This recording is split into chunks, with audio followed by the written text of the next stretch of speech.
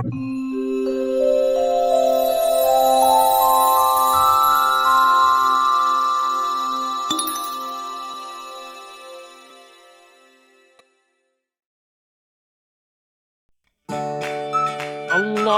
أكبر.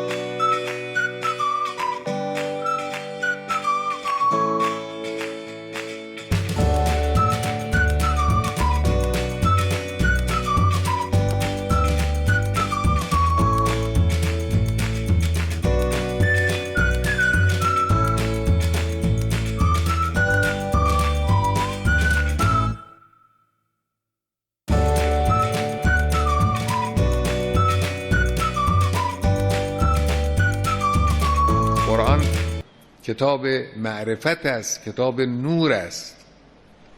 فرمود و ما جالس احد هذا القرآن الا قام عنه بزیادة او نقصان، زیادة فی هدى و نقصان فی عما.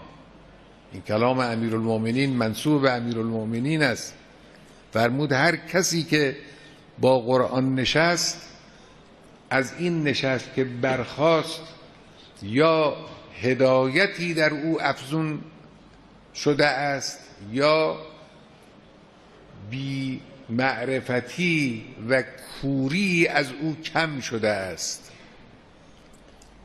یک افزایشی و یک نقصانی در او به وجود میاد، افزایش در هدایت و نقصان در در کوری، نقصان در گمراهی، یعنی گمراهی انسان کم می شود،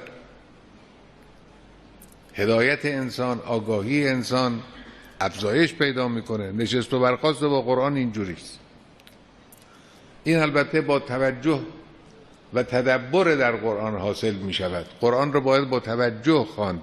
توجه داشته باشیم که صرف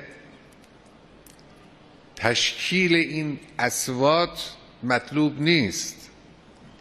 با توجه باید قرآن رو خواند، با توجه به معانی، با توجه به مرادات قرآنی. اگر این شد، اون وقت جامعه اسلامی راه خودش رو پیدا میکنه. الله ولی الذین آمنوا یخرجهم من الظلمات الی النور. از ظلمات خرافات، از ظلمات گمراهی ها، از ظلمت ترس، از ظلمت توهمات انسان خارج میشه. الی النور، نور هدایت، نور معرفت، نور تقرب به پروردگار، نور انس با پروردگار. اینها خصوصیاتی است که با نشستن با قرآن و انس با قرآن برای انسان به وجود میاد و ما به این احتیاج داریم.